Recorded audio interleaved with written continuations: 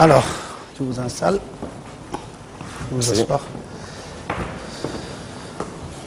jërë ngeen jëf mbokku téléspectateurs yi ñu am mbégte nuñ koy defee ci seen émission carte sur table mais faral di wax ne émission bi ñun dañ koy def lu dul animé mais nag ca dëgg-dëgg nit ñi nga xam ne ñoo yónnee seen question la ñuy gërëm sant leen bu baax a baax ndax ñoom ñoo fas yéene jano ki nga xam ne moo di sunu gan tey jii le ministre de l'industrie des mines monsieur Aly Ngouille Ndiaye ñuy lay sant di la gërëm ci nangu bi ñu nangul tey jàkkaarloog sénégalais yi ngir ñoom ñu jébbal leen seen i laaj. may wax ne ni nga gisee nii laa dajeek ñoom tamit ci nii ñu bari xaw ba ci leen ci biir émission bi ñu amoon ay laaj yu bari nag yu ñu lay jébbal yoo xam ne mën nañ ci dellu siwaat ku nekk fas yéene nag ñëw laaj la ay laaj ci li nga la xam ne moom lañ la dénk ci wàllu nguur gi waaye li tubaab di wax rek charité bien ordonnée commence par soi-même bàyyi ma njëkkee ci laaj monsieur le ministre yaa ngi jógee ci benn tournée ak président de la république mais moo am lu xew sa ginnaaw moo di dossier Khalifa Sall tey jii yow maire nga en même temps ministre nga ñu bëri jàpp ne ci dossier Khalifa Sall dafa am règlement de compte politique ñi ne reddition des comptes lañ wax yow lan moo sa gis-gis ci mbir moomu la. merci beaucoup Pape Alé maa ngi lay nuyu di nuyu sa invité yi ma jàkkaarloog di nuyu également waa Sénégal yi ñuy seetaan ñu nekk Sénégal wala bitim réew c'est vrai que actualité bi affaire Khalifa Sall la affaire Khalifa Sall mën nañ cee wax peut-être mais duñ ci mën a wax lu bari li ñuy wax caisse d'avance wala ci texte bi ñu tuddee ko régie d'avance am na lu ñu ci mën a wax Khalifa Sall am na actuellement ay jafe-jafe bi nga xamee ne bii inspection générale d'État dafa dem def foofu inspection ci rapport bi man nag liiruma rapport bi aussi donc li ma ciy wax rek mooy li ci presse bi génne wala boog li ci Khalifa Sall lui-même wax li ñu wax ci rapport bi dañu ne mairie Dakar am na lu ñuy wax caisse d'avance damay préciser aussi que mairie Dakar rek ci mairie Sénégal yi moo ci am caisse d'avance beneen mairie amu ko ci caisse d'avance dafay benn régime dérogatoire boo xam ne bii dañuy permettre mairie Dakar bu fekkente ne am na ay dépenses yu jàmp yi nga xam ne yi mi ngi ci décret 2003 je pense 657 ou 687 bu fekkente ne dépenses yooyu mi ngi ci mu am ci lu jàmp mën naa jël ci caisse d'avance bi bu paree du tere mu joxe justification yi comme dépense normale parce que caisse d'avance du ligne budgétaire caisse dépense maanaam xaalis bu la jege la rek waaye ligne budgétaire yépp mi ngi ci budget bi nga xam ne bi moom la conseil municipal voté ñu ab préfet approuvé ko donc bu fekkente ne dañ ne jox nañ ko caisse d'avance par arrêté du ministre des finances am na ba maximum 30 millions par mois le principe bu caisse d'avance ça ne veut pas dire que da nga war a utiliser d'abord 30 millions yëpp bu la neexee nga dem 5 6 7 ba baa nga yegg 30 mënoo ko weesu su fekkente ne jël nga dépense yoo xam ne yii méngoo na ak dépense yi nekk ci décret bi nga justifier ko par les éléments yi nga am de façon normale dans l'exécution d'un budget dem jébbal ko ñu li nga dépense ñu delloo donc loolu mooy principe bu caisse d'avance li ñu wax nag te li ñu jot ci information mooy lam daan utiliser comme facture du ay dépenses effectivement réalisées maanaam bu fekkee dañuy jël facture ne jënd nañ ceeb wala jënd nañ dugub te jënduñ ceeb wala jënduñ dugub loolu nag dafay leneen donc apparemment en tout cas ci li ma ci dégg loolu mooy problème bi donc yaakaar naa ne peut-être bu fekkente ne tey mi ngi rëbës bu fekkente ne juge bi déglu na ko dans le fond bu fekkee ne indiwul en tout cas suffisamment d'arguments parce que malheureusement nag bu fekkee ne dañ la teg ci yow ci sa loos li ñuy wax détournement de deniers publics moom yoon maywut leneen lu mooy fay mbaa tëdd donc loolu aussi je pense que c'est important pour le moment en tout cas fii ma toll nii dana jafe ma ne def na wala deful parce que du sama cër kii seet yoon teg fi pour muy seet moom bu saytoo au fond bu xamee ne peut-être Khalifa deful dara am na ñu fi tëj defuñu yoon trouvé ne defuñ ñu génne leen mais bu fekkee yoon def na dara ak quel que soit son statut il n'est pas au-dessus de la loi. Très bien. Merci beaucoup, Monsieur le Ministre. On va commencer maintenant avec les questions. Mamadou Sakhir Ndiaye. Mamadou Sakhir Ndiaye pour le journal Dakar Matin. Monsieur le ministre, ancien Premier ministre Abdoul Mbaye dafa toogoon fii ñu laaj ko ay question ci mbirum contrat pétrolier yi Abdoul Mbaye ne décret bi nga xamante ne moom contresigné woon na ko ci licence d'exploitation pétrole bu Petrotim bi mu koy contresigné dafa contenir woon ay fausses informations mu ni maanaam li ci nekk attributaires yi waxuñu carrément liñ ci nar ma lay laaj loolu yow lan moo ci sa commentaire. ba léegi sama ñaareelu question ci mbirum signature contrat yi rapport bi nga xamante ne moom le président de la République jot dañu wax ni dafa mentionné ne société attributaire bi dafa am expérience maanaam ci wàllu pétrole ci wàllu exploitation or il a été prouvé que ces informations sont erronées voilà léegi ma lay laaj yow nan ngay justifier rapport boobu tamit lan moo nekkoon sa rôle ak tamit sa relation ak Alioune Sall ci boobu les dossiers di la laaj it nan nga mën a expliquer IGE le fait que IGE joxe ay directives pour ne nañu annuler décret boobu noonu pour vice de procédure merci beaucoup. Voilà, ça commence bien hein. Merci beaucoup. Merci beaucoup Mamadou Sakhir. Abdoul Mbaye c'est vrai que seetaan naa ko wax na ko aussi avant ma dégg concernant l'affaire Petrotim. Concernant l'affaire Petrotim d'abord li may wax mooy les négociations yi am entre état bi ak Petrotim négociations yi 2011 la tàmbali boobu ñu nekk guñu au gouvernement le contrat bi lié Petrotim ak gouvernement du Sénégal a été signé par ministre d'État Karim Wade contresigné parce que contrat pétrolier daanaka c'est le seul contrat d'ailleurs bu président di signé contresigné par le président Ablaye Wade et daté du 17 janvier 2012 kon xam nga loolu ñun fi lañ ko fekk mieux code pétrolier dafa prévoir que ne bu fekkente ne signé nañ le contrat pétrolier ba président signé ko ñu def un décret bii nga xam ne bii moo toppoon ci contrat boobule président Ablaye Wade signé woon na ko c'est des documents qui sont disponibles ancien premier ministre Souleymane Ndéné signé na ko malheureusement ce décret n'a pas été numéroté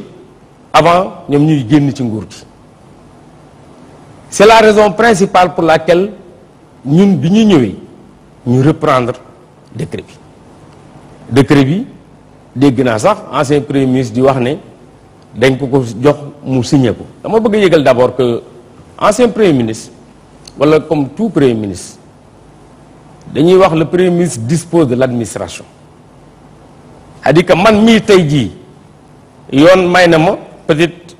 wala administration may na ma tey ma am ñaari conseiller su ma ko naree weesu wala bu ma naree recruter kenn premier ministre moo koy autoriser donc premier ministre am na suffisamment de conseillers yu koy aar wala yu koy waxal wala yu koy wëral lépp loo xam ne lii ministre bind na ko décret présidentiel décret bu président di signé du jógee ci président dem ci premier ministre circuit bi du loolu ci premier ministre lay jógee dem ci président de la république parce que tel qu'on l'a présenté dafa mel ni président mooy jox décret bi signé ne la yow jëlal signé ce n'est pas comme ça ministre amul pouvoiru jéggi premier ministre dem jox président décret bi nga xam ne bii moom la ñuy reprendre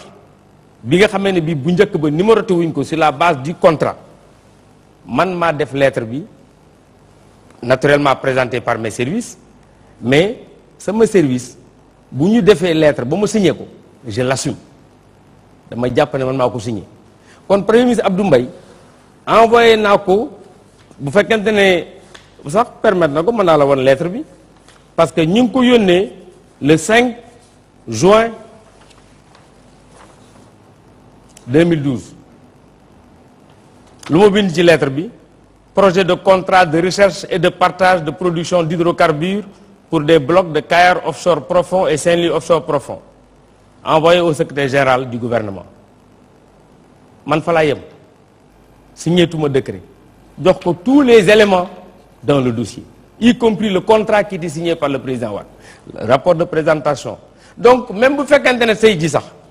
am na des informations erronées am na moom possibilité saytu ko bu ci kontaanul wala d'accord ci mu delloosi comme man suñ ma joxee projet de rapport d'accord mu ci dama koy delloo donc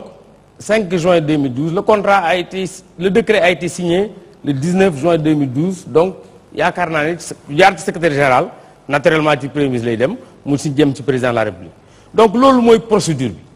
donc c'est quand même regrettable que mu présenté ko comme si dañ ko glisser ñun en tant que ministre waxuma la sax décret mais même arrêté soo ko bindee bu demee ci premier ministre bu service yi d'accordul dañ la koy delloosi arrêté nga reprendre ko ba baa ñu ciy d'accord nga doog ñu doog di ko numéroter donc c'est comme ça la procédure ka ñuy wax ne amul expérience wala mënut man de boo xamoon expérience fu ñu jëm laa xamul ki nga xam ne kii tey nee nañ gisal nañu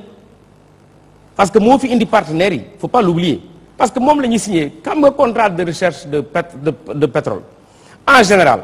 ça commence par les entreprises de moindre calibre bu ñu demee ba gis en fonction du niveau des investissements keneen ñëw ba waa muy sotti contrat bi ko démarré woon tey am na expérience amul expérience en tout cas fexe na tey ba Sénégal am un gisement de classe mondiale man de ba xam boo amoon expérience xam nga fu ñu jëm et c'est la vérité et pourquoi aujourd'hui on doit même se poser des questions lu tax tey ñu intéressé wu uniquement au cas de Petro-Tim en réalité que Petro-Tim moom ko que Timis Corporation moom ko que Cosmos moom ko Sénégal en tout cas loolu ñu moom ñoom Sénégal moomu ko donc pourquoi c'est une question qu'il faut se poser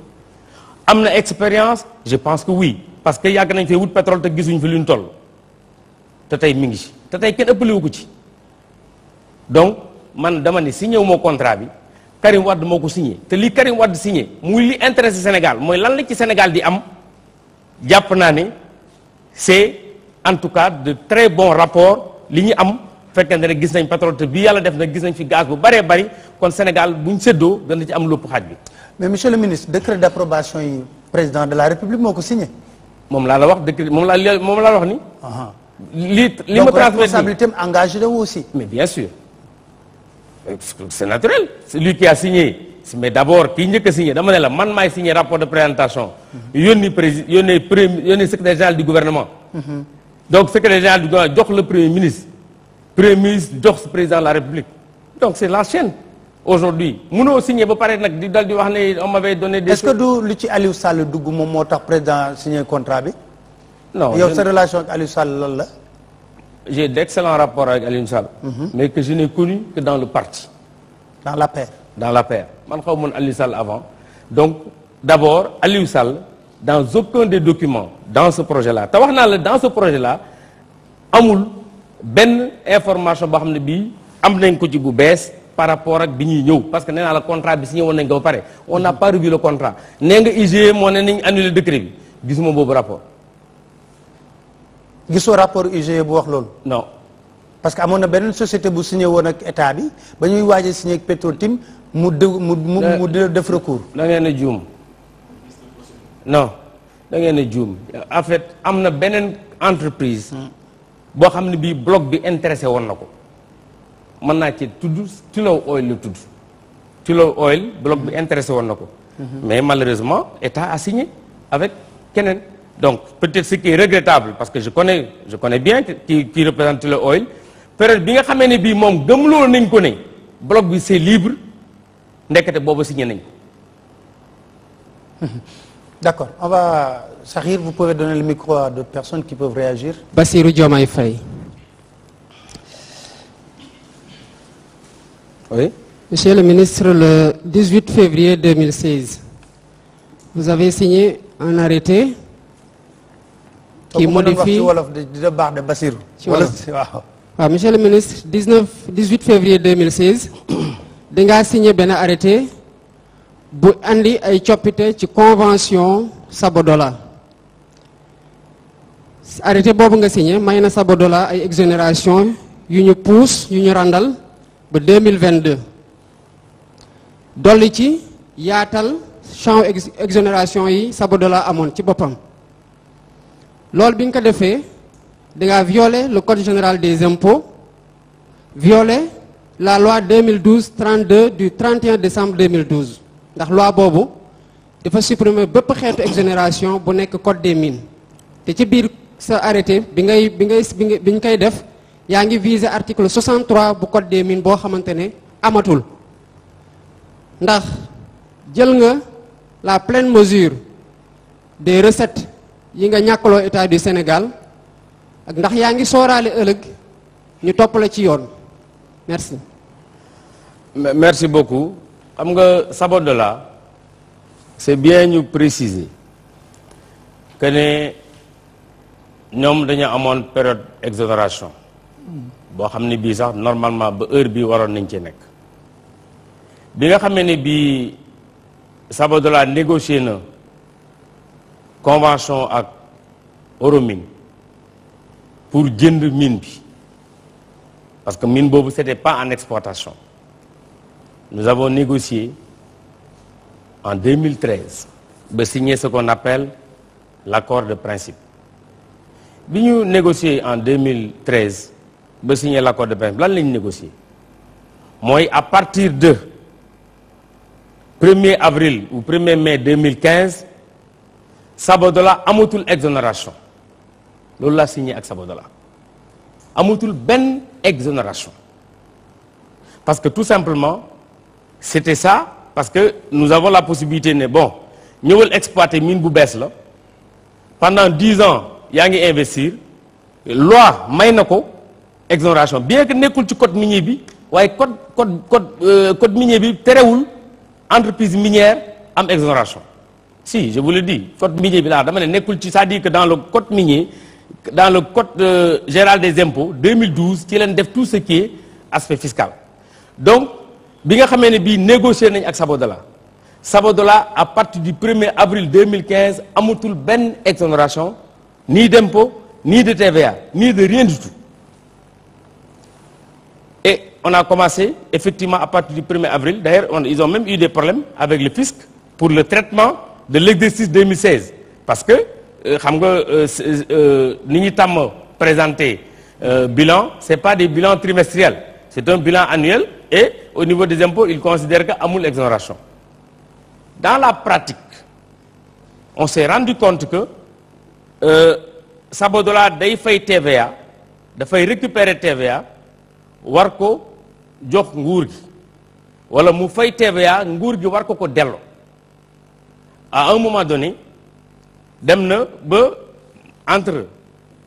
à fin de avril 2015 au bout d'un trimestre nguur gi dem na ba yoreel Sabodola 10 millions de dollars TVA bu mu ko war a delloo donc quand il y a eu ce problème nous avons posé le problème au ministère des Finances ñu d'accord ci que ne Sabodola am exonération ça c'est uniquement exonération parce que tout simplement TVA du loo xam ne lii day enrichir kenn da ngay récupérer TVA jox ko état wala nga fay TVA état ka nga ko fay da koy récupérer waat y a que ça aujourd'hui avec Sabodola la ñuy def mais Sabodola aujourd'hui au-delà de ça amuñ benn exonération donc ça c'est uniquement pour des questions pratiques qu'on leur a permis de ne pas payer la TVA parce que nguur gi sur le plan pratique dañoo amoon problème pour di leen ko delloo fréquence bi nga xam ne moom lañ ko war a am c'est exactement ce qui a été fait sur Sabodala. Le reste là bu dee fekkente ne lu ñuy topp man ragaluma ko moo topp parce que li may def xam naa ko. Très bien. Permettre, mais de ce côté-ci, Aïcha. Bonjour Monsieur le Ministre. Moi je m'appelle Aliou Sidibé. Je suis de l'association Kédougou Environnement. Donc damay wax ci waxu Sabodala toujours. Gis naa ni ci dernier rapport au SGO ñu wax ne plus de 75% fournisseurs yi niveau Sénégal la. Or je pense que déglu naa la ci benn émission ci beneen télé ngay expliquer ni problème yi am foofu yëpp en vérité du c'est comme si il semblerait que mu doon juste au niveau de Kédougou du doon si au niveau de l'environnement immédiat de la mine Sabodala. Donc je pense que depuis 2008 mun nañ constater ni que tous les soulèvements yi fa am c'est aux environs de Xosanto ak Sabodala ba bu mujj bi nii sax par rapport à plusieurs choses. Donc ba bëggoon wax ni rek wala ba bëggoon laaj ni puisque je sais que vous vos conseils et vos avis sont écoutés, ensuite vos recommandations peuvent être exécutées lan ngeen di def parce que on sait qu'aujourd'hui am nañu beneen société bi nga xamante ne day war a exploiter et nous savons que Sabodala les populations de Kédougou n'étaient pas préparées à cela ñu suñ ko waxee am na suñ ko waxut am na parce que tout problème yu am yëpp ça foofu la jógee léegi par rapport ak deuxième permis d'exploitation bi di am muy Mako te ma xam ne aussi soriwul Kédougou bu fekkente ne bay dafa xaw a sori Kédougou mais c'est juste maintenant à 45 kilomètres de Kédougou. Donc logiquement yéen quelles sont les conditions yi nga xamante ne jël ngeen ko pour xaw a wàññi problème ci difficulté yooyu ñu amoon parce que dans tous les cas soo déggee ñu naan 75% fournisseurs yi Sénégal la mais je sais que c'est 0,06% des fournisseurs Kédougou ñooy bénéficier ci kii. ci mine yi. Donc voilà li ma bëggoon laajte rek peut-être dina amaat possibilité ñëwaat pour vous. C'est-à-dire que c'est vrai que xam nga ci wàllu mine souvent laaj na expertise souvent laaj na également ay moyens ce qui fait que bu fekkente ne amuñ ci benn surveillance bi ñun les Sénégalais. mën na accéder ci seen marché mën na gën a jafe c'est pourquoi d'ailleurs il y a 2 ans à peu près thème bi nga xam ne bi moom lañ defoon sur le code minier c'était comment dirais-je la sous-traitance pour les Sénégalais. C'est vrai qu'aujourd'hui aussi il faut faire très attention parce que même quand on dit pour les Sénégalais on parle d'entreprises sénégalaises. une société yu ñëw dañu dem droit sénégalais. Oui. Voilà. Mais c'est ce qui fait que des fois ñun on joue de notre influence sur les contrats qu'on nous donne pour approbation parce que heureusement d'ailleurs que code minier jusqu'à présent permettre na tey bu fekkente ne am na contrat bu ñu ma jox ba lañ koy exécuter war naa ko approuver am nañ possibilité bu fekkente ne loo xam ne lii peut-être ay sénégalais mën nañ ko ñu mën ci gën a influer loolu dans l'ancien code minier da nga daan am rek possibilité di ko négocier di ko waxtaan. Mais léegi dépassé nañ foofu avec le nouveau code minier dont le décret d'application normalement war nañ ko examiner au prochain conseil des ministres léegi dañu imposer que même bu fekkente ne c'est des entreprises privées dans lesquelles même état am na ci 10% dañ leen imposer ñu def plan de passation de marché ce qui fait que entreprise sénégalaise sax danañ xam que ne kat telle entreprise mi ngi def consultation parce que bu fekkee ne loolu amul ñoom aussi mën a def seen marché yaa ma neex nga xëy rek gis ko yow tu n'as que ça pour approuver. Donc loolu peut-être disposition bu ñu jël la boo xam ne bii danañu gën a jox doole par rapport ak li ñu amoon maanaam di gën a dem xool li nga xam ne déjà dans la passation est-ce que le plan de passation est fait fexe ba entreprise sénégalaise yi xam ko fexe bañ compétir te bu fekkente ne loolu am na danañu gën a am droit de regard parce que ci la ëppee njëriñ man ma mën a approuver wala déet benn contrat de prestation de service dans une entreprise minière. Maintenant am na yeneen naturellement li am Sabodala daf ñu war a servir de leçon. Pour que Mako loolu du fa am et wax dëgg yàlla je sais que jusqu'à présent déggoo coow Mako parce que quand même depuis qu'il faisait la recherche il travaillait en parfaite intelligence en tenant compte naturellement de peut-être erreurs yi nga xam ne amoon na dans les premières exploitations pour que pendant la phase de la construction de la mine du am problème du ma ne du am problème mais en tout cas déjà ñi ngi ciy tànk pour éviter loolu te ñun aussi loolu mooy suñuy rôle et déjà dans le cadre de ce programme nous on a vu parce que ñoom ñi ngi 45 kilomètres de Kédougou donc soriwul ils peuvent avoir plus d'impact pour Kédougou ça dépend nag ci yow ban Kédougou ngay waxal ndax Kédougou mairie ngay waxal wala Kédougou municipal ngay waxal wala Mako ngay waxal parce que bu dee Mako ngay waxal parce que miin baa nga Mako nekkul Kédougou te Mako aussi am na commune bu fa ne am nañ aussi seen attente ci projet bi mais je sais que dans ce projet en tant que tel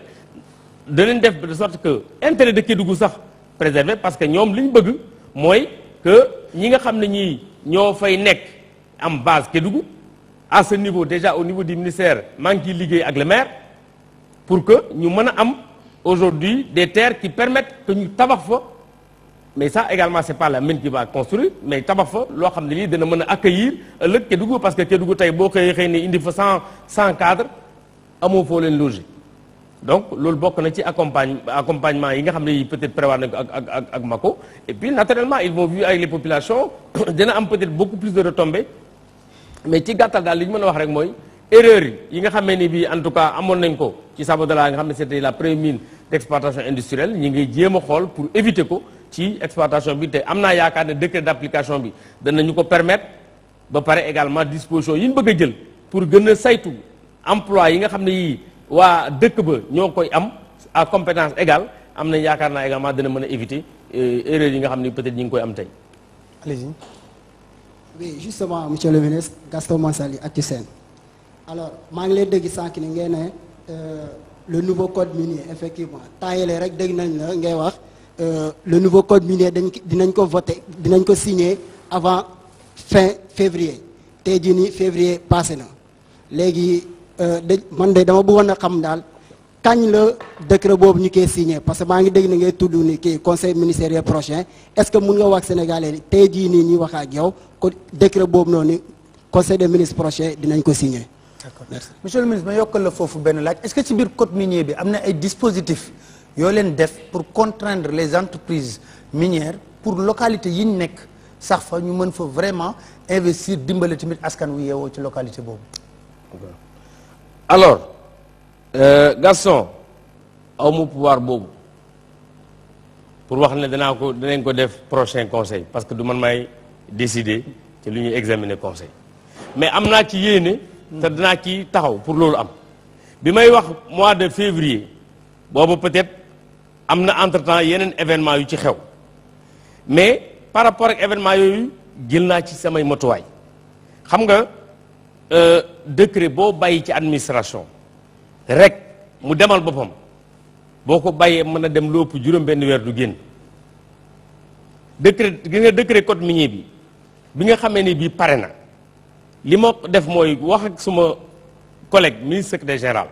ne ko dama bëgg ñëpp ñu war a saytu décret d'application bi ñu dem séminaire un week-end le ministère prend en charge ñu boole ci les miniers chambre des mines boole ci société civile ñu dem un week-end à Saly bi ñu paree dama leen bu leen génn foofu week-end bi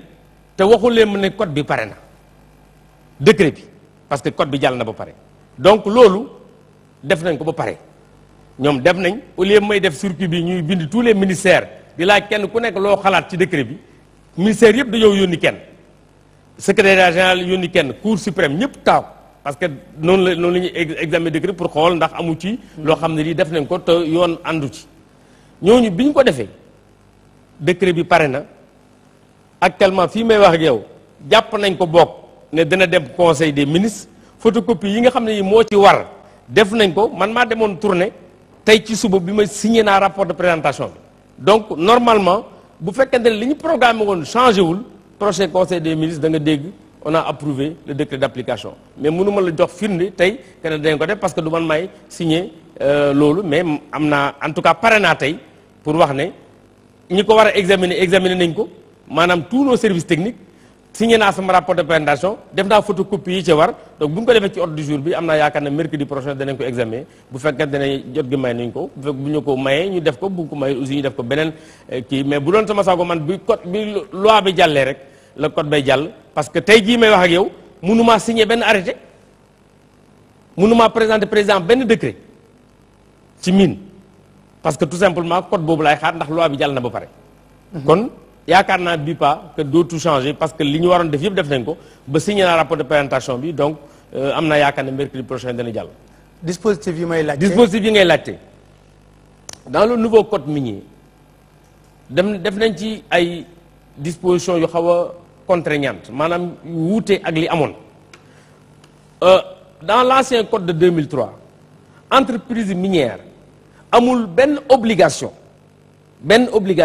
ñëw ci dëkk su mooy bañ coow jël dara ne day jox communauté bi li nga daan dégg programme social minier ñoom ñoo ko daan décider ñoom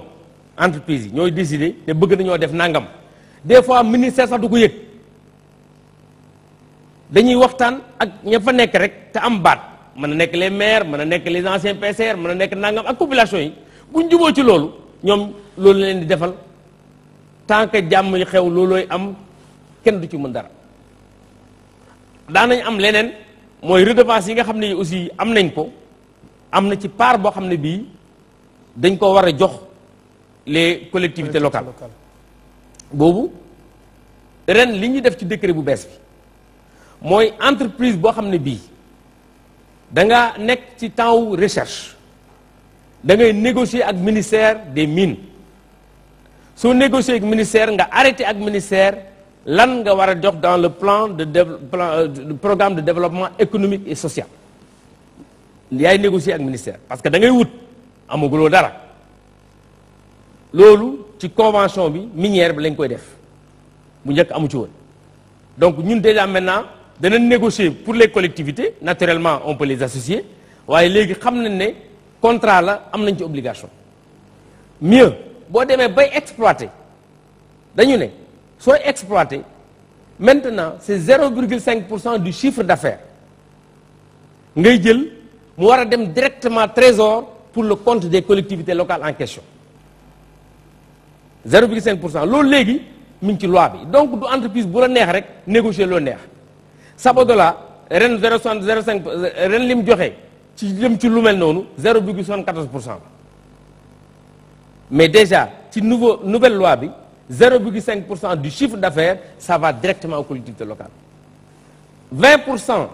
des redevances également dañuy dem directement aux collectivités locales maintenant dans les décrets qu'on est en train de faire ñi ngi def comment répartir cette manne financière pour les collectivités locales yi nga xam ne yi moo abrité les mines disposition yooyu puisque c'est légal et contraignante aujourd'hui les entreprises seront obligées encore mieux bu ñuy nekk phase recherche dañuy saytu environnement bi ce qui bu njëkk loolu nekkutoon obligation phase recherche léegi da ngay xool li ngay def ci environnement bi da ngay jël disposition comme boo nekkee phase exploitation pour que pax moo fa gas nga suul ko defaraat ko ba mu baax. Très bien. Abou Diop. Bonjour monsieur le ministre man maa ngi tudd Abdoul Aziz Diop maa ngi bokk forum civil bokk aussi coalition Publiez ce que vous payez man maay coordonnateur antenne Thiès ak bu forum civil bokk aussi comité national ITIE Sénégal teewal fa société civile collège société civile Pape Alé ñu ngi lay gërëm ci invitation bi monsieur le ministre ñu ngi lay nuyu aussi di rafetlu liggéey bi parce que société civile coalition bi nga xam ne ci laa bokk nous sommes partie prenante mën naa ni ci processus yi jot a am muy code minier bi code communautaire bi et nos contributions ont été prises en compte presque dans l'ensemble maintenant question bi may posé moom fu mel ni Pape Alé daf ko xaw a laal tuuti le fonds d'appui et de péréquation aux collectivités locales en 2003 on a eu un code le code de 2003 ñu toog ba 2004 ñu def décret d'application mais c'est en 2009 ci la ñu def le décret sur le fonds d'appui et de péréquation mais bi njëkkee def première répartition bi demeewuloon noonu donc en 2011 am na répartition bu am mais c'était des sommes dérisoires pour les collectivités locales ñu continuer ba 2016 président de la République jëlaat beneen décret en 2015 le décret def na 2015 1879 pour defaat une nouvelle clé de répartition mais mieux si rapport ITIE bi ñu mujjee génne président de la République daf ni dans sa préface avant la publication du prochain rapport et le prochain rapport sortira probablement au mois d'octobre 2017 que tous ces fonds soient libérés donc pour résumer première question boobu mën naa ni collectivités locales yi nga xam ne ñi ngi abriter les sites miniers ou pétroliers ou gaziers ñi ngi recevoir les externalités négatives mais en termes de retombées l'impact est faible parce que rapport bi ñu mujjee génnee c'est 4% sur les 117 milliards 86% mooy impôt d'État parce que mine du compétence transférée 4% impôts locaux comme patente 10% dépenses diverses dans le rapport de 2013 idem 46 milliards la woon 97% impôt d'État donc loolu laay laaj fonds de péréquation yi kañ lañ koy jox collectivités locales yi ensuite est-ce que dafay am rétroactivité et est-ce que ils sont retraçables comme xam nañ que ni amul nomenclature spécifique au secteur extractif dans le budget de l'État c'est une caisse unique deuxième question bi c'est sur la propriété réelle xam nga ñu ngi wax entreprise bi diwa ko moom parce que am na conflit d'intérêt ci dans le nouveau code article 32 mais amul loi sur le conflit d'intérêt au niveau national léegi am disposition de la norme 2016 man ak yow daaw ak beaucoup de sénégalais. sociétés boo mënoon gaawal pour ñeneen d'accord nga mën a tënk. donc propriété réelle bi laa bëgg a laaj Pape Alé. monsieur le ministre disposition la innovation majeure la Pérou jëloon nga engagement daaw est-ce que état sénégalais prêt na pour accompagner le comité national ITIE pour propriété réelle boobu ñu divulguer les noms de ces parce que 2020 mooy deadline bi. dernière question c'est sur Sabodala. mooy le village de Sabodala. gis nañ que ni le village est dans une mine d'or le village de Sabodala Niakafiri les villageois bëgguñu dem état mi ngi négocier Sabodala mi ngi négocier damay laaj avec le refus catégorique de ces populations lan mooy posture état. Très bien. Consentement libre ou par la force. Voilà. Je vous remercie. Merci beaucoup, monsieur le ministre. Merci Abdou Aziz au moins tey société civile reconnaître na ne ñu ngi liggéey ak ñoom parce que dañuy jàpp ne li ñuy liggéey war nañ cee mën a liggéey en toute transparence parce que amul lu ñu ciy làq c'est pourquoi d'ailleurs à chaque fois qu'on fait ces jours-là on vous invite ñëw leen toog wax leen bu ngeen waxee lu pertinent ñu dégg parce que aussi da ngeen di am position gënu leen ni pertinent position si c'est pas pertinent en tout cas man en tant que ministre des Mines du ma ko jël en compte mais je suis prêt à discuter le prochain rapport yam naa yaakaar ne ba lañ ci yegg la fa nekkoon dinañ ko séddale d'abord ça répond en même temps à la rétroactivité parce que c'est vrai am na retard ça c'est du fait de l'État c'est ça la vérité parce que man depuis 2012 voire même 2013 def naa arrêté de répartition bi donc pour le moment li ñu war a am di répartir je pense que sans compter 2013 2014 parce qu'on a dañoo njëkk a def premier arrêté bi je pense c'est autour de 4 milliards ça c'est pour ce qui a été fait entre 2009 et 2013 et 2012 l'autre partie jëlaguñ ko en considération président de la République il y a 2 conseils des ministres instruire na ma man ak le ministre des Finances pour que bor boobu ñu fay ko donc on avait quelques problèmes parce que bi ñu defee décret bi le nouveau décret suite à l'acte 3 de la décentralisation parce que dafa changer ne manque région amatul donc il fallait ñu changer ko donc changer nañ ko def nañ arrêté bi on avait quelques divergences man ak ministre des Finances sur l'arrêté je pense que maintenant nos services se sont accordés et j'avais instruit mes services pour que ñu defaat non seulement ñu def l'arrêté pour li nga xam ne lii weesu na mais li ci des 2013 2014 2015 puisque 2016 même on va le faire pour que inch'Allah avant la publication rapport 2017 comme ni ko président waxee ñu mën a fay comment dirais-je cette péréquation mais terewul nag quand même nañu waxante dëgg aussi bu ñu ne lay damay jox un cas très simple boo xoolee diggante daaw ak ren commune Sabodala am na ci or bi au moins 1 milliard patente Sabodala c'est 700 millions pour ça répond en même temps à l'autre question que le monsieur disait tout à l'heure pour l'exonération ils sont pas exonérés ils ne sont plus exonérés de ça ils payent donc ñi ngi am c'est vrai que lii par contre ñoo ko moom da leen ko war a dolli du uniquement pour Kédougou c'est pour Kédougou c'est pour Thiès c'est pour Matam c'est partout où il y a une exploitation minière c'est pour Bandia ñoom ñëpp ñoo ko bokk kenn ku ci nekk en fonction de la fa génn ca mine ya décret bi répartir na ko ñun ñoo koy def calcul ça prend quand même beaucoup de temps parce qu'il faut beaucoup de réconciliation pour ñu mën a agsi ci loolu donc am naa yaakaar ne ni ko président waxee danañ jël disposition yi pour fay bor bi déjà kooku daanaka pare nañ ci pour également li ci des ñu def arrêté bi parce que une fois que arrêté bi d'accord nañ ci ak ministre des finances calcul bi ça peut prendre du temps ñun ñoo koy def suñ ko paree on fait l'arrêté les ministres concernés signé ko ñu dal di ko fay donc am naa yaakaar ne ba les publications par rapport vraiment buggutuma man ñu may poser boobu question loolu moom wax naa ci lu leer la ca des jëlum engagement Pérou ci propriété réelle boo bëggee nga teg parce que léegi fii lu fi waaye wax loolu dañ koy enregistré par contre damaa am sama avis ci propriété réelle man dama ne yéen li ngeen parce que discuté naa ci ak ITIE xaw ma ndax yaa ngi woon ci réunion bi xaw ma loolu ñëw nañ dama ne li ngeen jàpp ne mooy propriété réelle taxut forcément mu nekk propriété réelle ñun aujourd'hui jàpp na ne lan mooy propriété réelle entreprise ku ko moom da ngay dem bindu ca notaire fa nga koy créer ne man maa ko moom joxe say élément c'est ça aujourd'hui te rapport ITIE bi yéen a ngi ciy bind kan moom entreprise yi rapport ITIE bi boo ko jëlee entreprise bi tur bi ka ko moom bu dee personne physique xam nañ kan la bu dee personne morale xam na bëgg a lijjanti ci ginnaaw nag ndax waa ji jarbaata ma ko yore nanga ma ko yore wax dëgg yàlla vraiment man jàpp naa ne ça c'est mon avis personnel convaincre gu leen ma ci loolu te ñi ñëw ci man ni wax naa leen ko ITIE ñëw na ci man ànd ak benn consultant tubaab mu ñëw ma ne ko vos valeurs et vos cultures ne sont pas forcément les nôtres et nos cultures convaincre ma ci loolu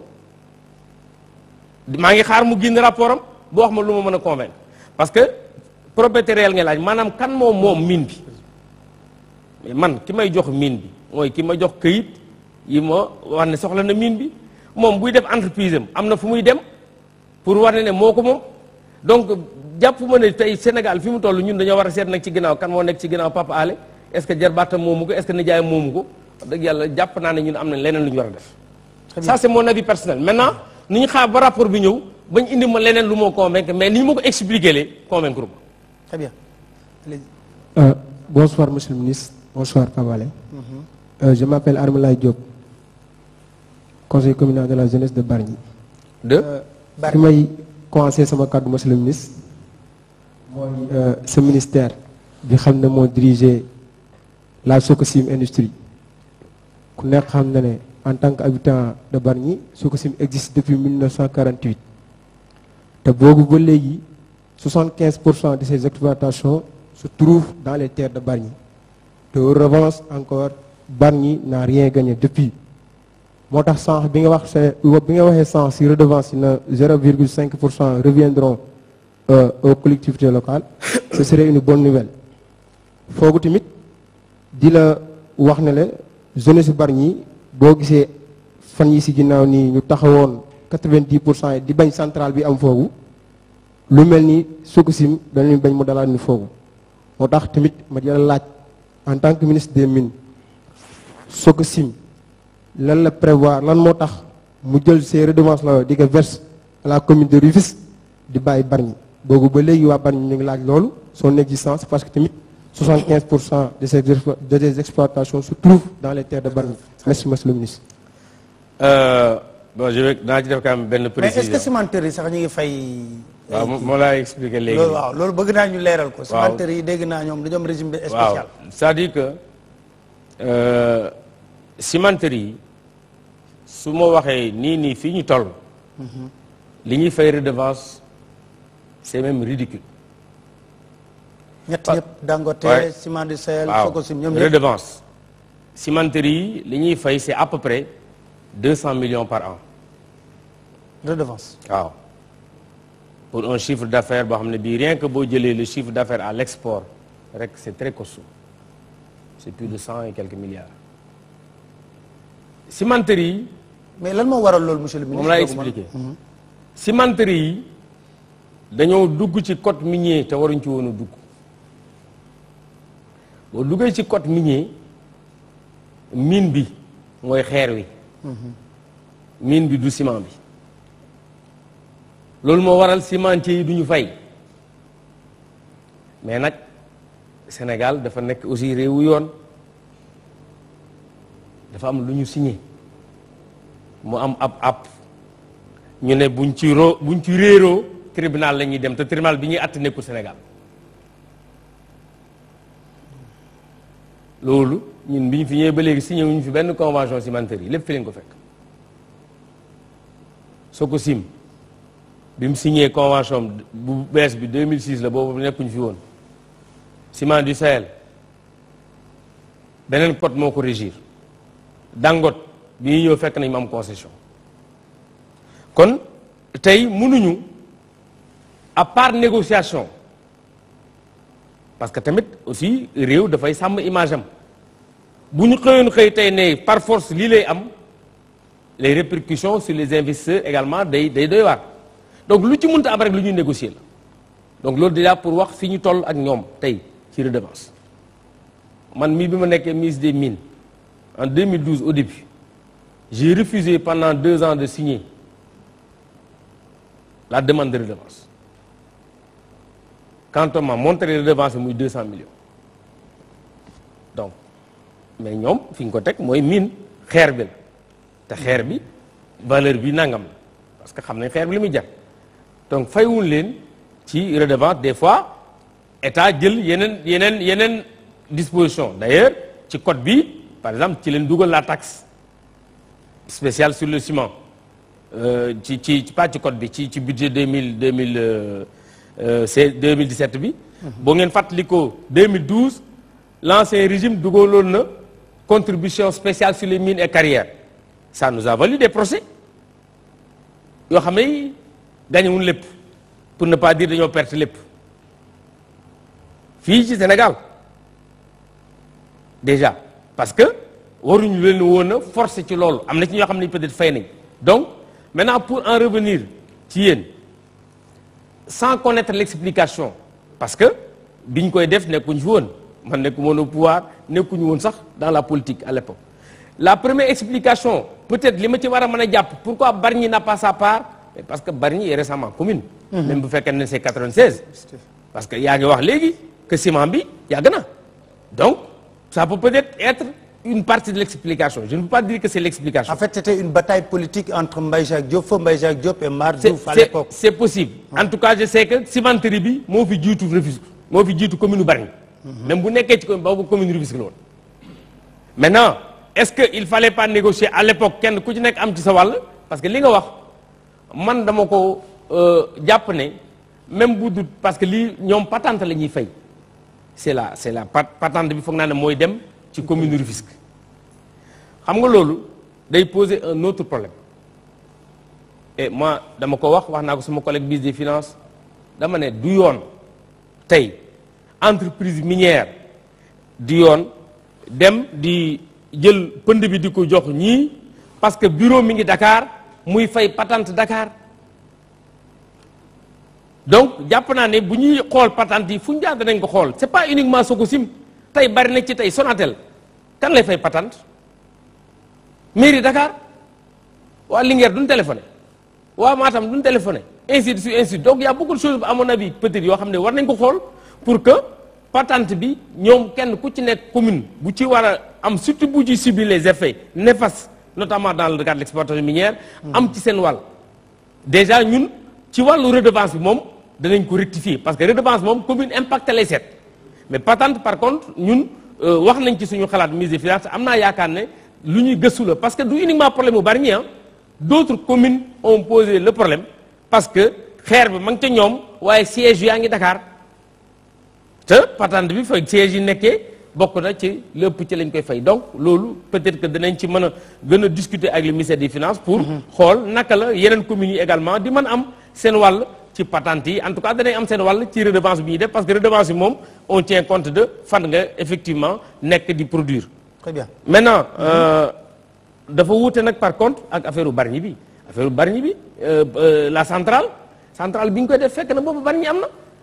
donc centrale bi y a rien qui rattache ça à Rufisque pour que boo lëggee ngeen bañ ci am est-ce que yéen a ko moom sax wala sendu attention il faut bien voir.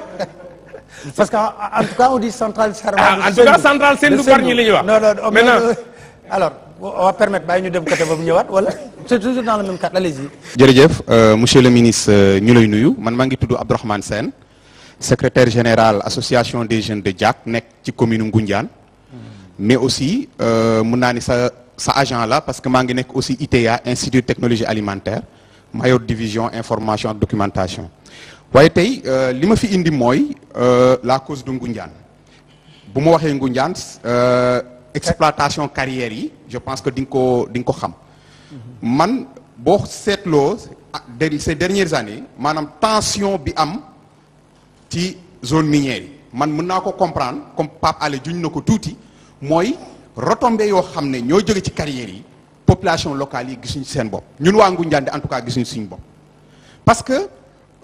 boo jëlee agriculteur nga occupé toolam sans indemnité sans contrepartie zone minière yi en général boo xoolee exode rural bi ñoom la gën a touché te pourtant ñun Ngoundiane il y a une dizaine d'entreprises yoo xam ne ñu ngi exploiter carrières yooyu mais jeunes yi amuñu xëy les maladies respiratoires dañoo chroniques dans la zone donc yooyu bokk ci ay problèmes yoo xam ne population yi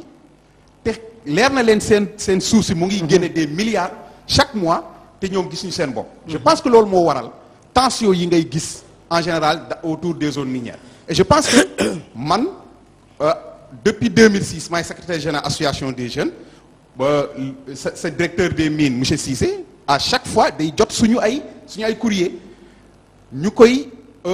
ñuy attirer attention sur la situation et je pense que toutes les conditions sont réunies parce que ce qui s'est passé à Kédougou se reproduit à Ngoundiane ou bien dans d'autres zones. Très bien. Si l'État ne prend pas garde. Oui. Voilà. La question. Voilà. loolu laa bëggoon xam. ci code minier bu muy wax. maanaam yan disposition ya état bi dëxëñaale pour que vraiment population locale yi gis seen bopp ci exploitation minière yi. Bon, je pense que déjà tontu naa ci Pabal et sur les retombées wax naa également sax disposition yu ñu dugal ci code bi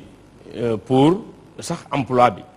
parce que même pour l'emploi li ñu ci bëgg tey mooy bu ñu ci bëggee jël koo xam ne kii tey c'est un expatrié il faut que ministère bi jox ci son avis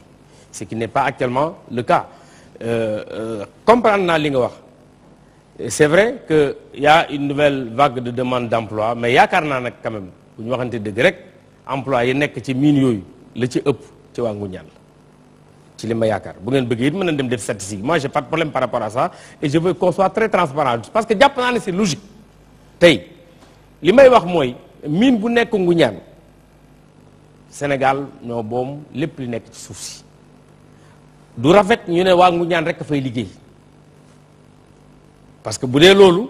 da nga poser question looy def Ndakaaru parce que waa Ndakaaru mën nañ ko wax lu tax nga ñëw Ndakaaru liggéey Sénégal benn réew la par contre mën nañ d'accord que ne ngeen ëppale ci waaye ngeen jël lépp moom day poser problème te ci partout dans les mines je pense que c'est aujourd'hui une règle qui est presque appliquée partout maintenant bu ngeen bëggee mën nañ xaar le cas spécifique le reste wax naa disposition yi nga xam ne jël nañ ko ci wàllu liggéey ci wàllu environnement ci nouveau code bu bees bi parce que tamit bu ñu fàttee ne ñoo ñëpp dañuy tënku ci ay charte yi mooy loi yi mooy décret yi donc puisque ñu ngi changé charte yi ak loi yi yaakaar naa ne charte yi ak loi yi ñu dugal dana dugalaat lu bees ci loo xam ne lii tey war nañ ko ñooñu par contre c'est déjà yi nga xam ne ña nga fa woon bu yàgg tey même loi du tax parce que c'est pas parce que bëggoon naa aussi préciser mu la waroon préciser tout à l'heure à notre jeune là qui buy def intervention bi ñi nga xam ne ñi dañoo amoon contrat ci code bu njëkk ba wala sax ci code bu ko jiitu yoon may ñu forcer leen ñu contrat bii ñu appliquer leen par contre ñoom yoon may na leen bu ñu ko bëggee ñu ñëw ci. mais monsieur le ministre loolu day doon contrainte ci ñoom. déedéet code bële moo gën a neex ci ñoom. non mais dama lay jox un cas très simple qui est l'exemple patent. Sabodola avant ñuy accepter code minier bi Sabodola. 2013 là d'accord ak ñoom. 5% ñu ngi ko signé ko mois de mai avec rétroactivité 2003 la d'accord nag ñoom ne da ngeen def plus mooy bi ñuy signé le comment dirais-je l'accord de principe 2003 la leen d'accord ci ne du ngeen am exonération à partir de 2015 boobu code bi ñëwul lépp négociation la ñu nangu ko donc entreprise minière yi amoon convention yi aussi dana négocier ak ñoom pour que ñu jéem leen indi ci code bu bees yi parce que mooy gën a yomb sax dans le cadre du contrôle que tout le monde soit soumis au même code mais nag aussi dañu nekk réew mu nekk réewu yoon nag tam kenn ku ne xam nga ne la loi n'est pas rétroactive parce que bu doon rétroactive day grave da ngay ñëw rek de sa loi ne waa jëlee bërki démb la def nangam donc loolu vraiment nañ jàpp ne nouvelle disposition yi am nañ ci yaakaar ne dinañ ko mën a gën a implémenter pour que kenn ku nekk gis ci boppam dafa posé woon question wax na dëgg répondre ma ci Sabodola village bi ñàkk firi effectivement am nañ ay problème ak Sabodola xam nga bu fekkante ne tey dañoo appliquer yoon rek parce que ñoom aussi yoon mooy décret ak convention minière bi nga xam ne bii signé nañ ko ak Sabodola depuis 2004 je pense ou 2005 yoon boobu lam leen wax mooy titre bi seen titre minier la donc fu ngeen war a exploiter population yi dañuy toxu société civile nga ne société civile aussi du tere ngay wax li am de part et d'autre jàpp naa ne société civile nekku fi uniquement pour défendre aussi uniquement les populations bañ a défendre les investisseurs dama loolu laa jàpp ne mooy rôle société civile c'est pas uniquement am penchant c'est vrai que on peut peut-être défendre les plus faibles mais pour autant xalaat dañu war a léser les intérêts des soi-disant plus forts mais depuis loolu nous privilégions la négociation bu fekkoon ne dañuy wax jaay doole kon tey weesu nañ fii avant 2013 ba léegi ñu ngi négocier ak ñoom am nay avancé te am naa yaakaar ne dañ ci trouver solution li ñu wax mooy or bi boo ci toogee ci kaw te mënoo ko exploiter jàpp naa ne amul lu la njëriñ donc il faut que Sabodala trouver ak ñoom un accord pour que ñu délocaliser comme ça se fait actuellement on a booy dugg Pire tey village bi nga xam ne bii moom ngay njëkk a jot Mbaar Ndiaye Mbaar Diop mais man bokk naa ci ñi bokk ci négociation yi xaalis bi bari leen jox tey boo fa demee ku ne la ñii ci village lañ dëkkoon ngay déedéet lañ fa tabax te xaalis bi bañ jëlee lañ ko tabaxee tey ñi ngi dëkk dans de meilleures conditions GCO bi may wax délocaliser na ay amoo def ci kër yoo xam ne kër yu rafet tabax ci école tabax ci jumaa tabax ci ay villa ñu dem dëkk fa ba pare di liggéey ci usine bi bokk na également ci solution yi mais lépp du ñuy waxtaaneel. Très bien. Merci beaucoup Pabale. Monsieur le ministre man maa ngi tudd Madiop Gueye maa ngi nekk ancien membre ARK c'est-à-dire association des élèves étudiants ressortissants de Kédougou. Sama intervention si li kii wax laay continuer léegi maanaam mooy waxuñu ne ñun ñi dëkk si zone minière yi lépp lu fa génn ñoo ko war a moom déedéet ndax Sénégal lépp Sénégal la waaye itam dafa am loo xam ne ñun ñoo koy subir les premiers maanaam mooy les maladies issues des produits yi nga xam ne moom la société yi di utiliser xam nga loolu itam neexul yow nga nekk cib dëkk feebar tey su fay am yow yaay feebar sa dëkk la ñuy yàq ëllëg ba pare doo ci gis sa bopp beneen bi mooy damay wax souvent ni Kédougou mi ngi toog ci benn volcan kenn xamul kañ lay tas xam nga lu tax ma wax loolu parce que soo xoolee depuis 2008 la tension est à Kédougou lu tax parce que population bi gisuñu seen bopp ci li ñuy jëfandikoo or bi gisuñu seen bopp tam maanaam man dama wax ni état bi moo encadré wul kii bi lu tax ma wax ko parce que tey soo xoolee jeune boo gis li muy njëkk a wax Kédougou man ci kii société yi laa bëgg liggéey te du loolu rek mooy liggéey c'est parce que aussi état bi jëlul ay dispositions yoo xam ne dina mën a yóbbu jeunesse bi si seen benn autre activité bu dul exploitation minière bi meneen mooy les entreprises locaux xam nga tey sociétés yi soo xoolee li ñuy jënd biir pour Kédougou ce n'est rien par rapport ak seen chiffre d'affaires parce que lu tax peut-être je peux comprendre aussi ndax Kédougou amuñu benn productivité boobu tam je pense dina baaxoon trop yéen tey waa société l'état je veux dire l'état même ngeen accompagner les entreprises locales c'est-à-dire en les subventionnant en les donnant des financements pour que demain ñoom ñu produire loo xam ne société minière dinañ ko mën a jënd parce que neexul tam nga nekk ci dëkk yow société minière économiquement soo xoolee la société l'exploitation minière bi Kédougou gis si boppam économiquement. est-ce que mën naa la interrompre rek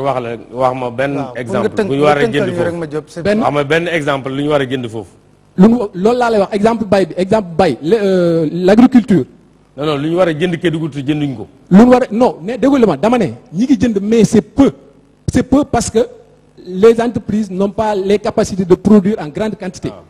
J'ai été clair je pense. Voilà l'autre aussi mooy je pense pour foofu laay terminer. mooy souvent damay dégg ngeen di wax ni Kédougou ba sa day sawaroon def nañ fa ay milliards mais man je pense que les chiffres là ne reflètent pas la réalité parce que soo xoolee milliards yi ñuy tudd nga dem tey benn village doo ko fa gis donc là-bas aussi il y a problème. chiffres yi ñuy wax ak nombre d'emplois yi ñuy wax tam ça ne reflète pas la réalité merci beaucoup. Alors une réaction monsieur le ministre. parce que y a pas véritablement de. réaction bi yomb na. Vraiment man de li ma jàpp mooy. un privé buy jënd lu am Kédougou jàpp naa ne bu gënee yomb te baax du ko jënd si Ndakaar donc même loolu.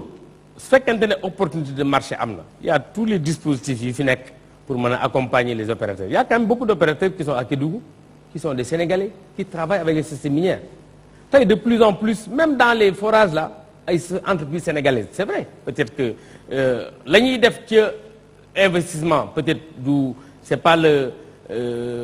comment dirais-je le Kédouvin normal qui le fait ça dépend c'est des investissements qui sont peut-être assez costauds mais am naa yaakaar ne lu waa Kédougou di mën a joxe wala di mën a jaay te mu nekk de qualité gëm naa ne moom la ñuy jënd gisuma pourquoi ñu ko war a jëndi feneen. Maintenant par rapport au montant qu'on met li ma la mujj wax ni si montant c'est de l'argent qui est versé dans le trésor li ma la wax ni ay patente ak ñoom seen c'est de l'argent qui est là-bas li ma lay wax également ci fonds social bi bépp boo nga jël kër googu nga jël foo ci mënta jël y a eu des accords c'est de l'argent qui est effectivement versé yow mën naa am peut-être man parce que tey gisuma ban raison pour parce que ki ne la dana defal forage ñëpp xam nañ lu muy jar donc bu defee forage bi bu ne la nangam laa ko jaayee ñun xam nañ ko donc c'est ça les investissements que entreprise di def mieux ku dugal xaalis